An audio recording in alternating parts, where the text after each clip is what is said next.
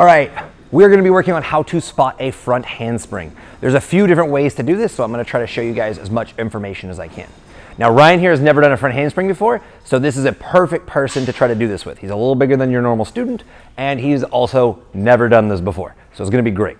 So, in a good front handspring, we need a good solid lunge position. Do you remember your good solid lunge position? If they're doing a good solid lunge, yeah, we have a nice 45-degree angle from the top of his hands to his back leg, nice and straight, right? He's got his shoulder over his knees and his knees over the bridge of his foot. That's how we're gonna know. And the distance from his back foot to his front foot is the same distance from his foot to where his hand's gonna go. So I'm gonna set right here for him to reach over, and I'm gonna have my backhand. He's gonna reach right through the middle right here. I'm gonna place this backhand on the back of his leg. Whenever you're ready, I want you to kick up like you're gonna do a handstand. So I've got here now. From here, I'm holding either side of his waist. He can then go forward, and I lift him over. You notice I reached underneath, so I got both hands underneath his back, and I lifted him up. Now that's if he's doing it in slow motion, because you'll notice I had to move my hands around a bunch. That's because I can't hold one position. I can't hold here. Once he falls over, I got nothing to push him with, so I dropped my hand underneath and pushed him up. This is good for slow motion. If I want to do it fast, right? So Ryan, I want you to start with your arms up. Start with your feet together. And what you're going to do is you're going to give me a step into your lunge.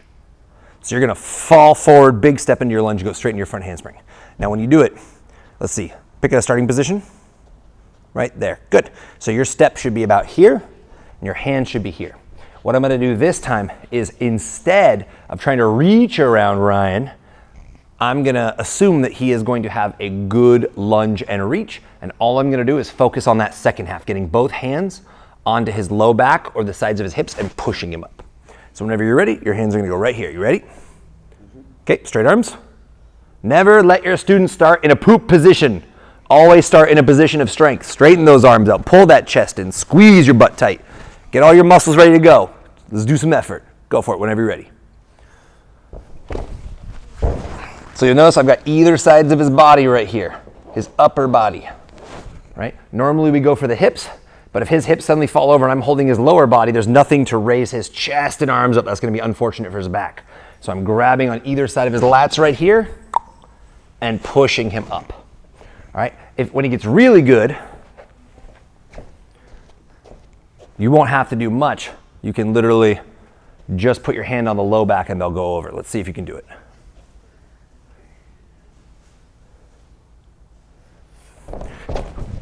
Whee! You can see on that one, Ryan's not quite yet at the point where he's blocking off his shoulders upward enough to rotate himself, which is why he went so long and I had to lead all the way over to push him. So we wouldn't want to try that one yet for Ryan. Instead, I'd want to do the one where I have both hands grabbing opposite, arms up real quick.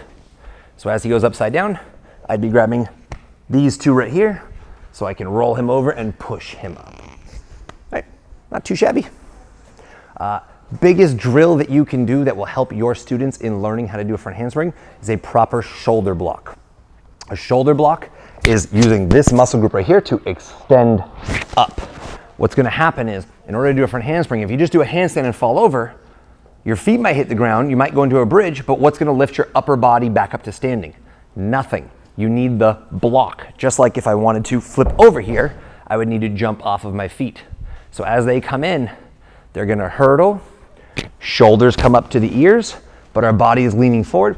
And as my hands are about to intersect the ground, I explode down into the ground, which should give me a little jump. Just like this gives me a little jump.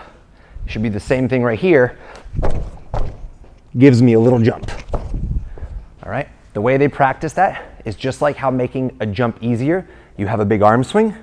I'm using a big leg swing and jump between these two legs to take a lot of the weight off as I block. I want to try to hit them all at the same time. So this leg's going here, this leg jumps, and I'm blocking to the ground before my hands touch. I don't wait till my hands are on the ground, then it's a handstand push-up. Doing it early so I don't weigh as much. I'm coming in here. Whee! Once your student has a good one of those, it's much easier for you to rotate them over and put their feet on the ground.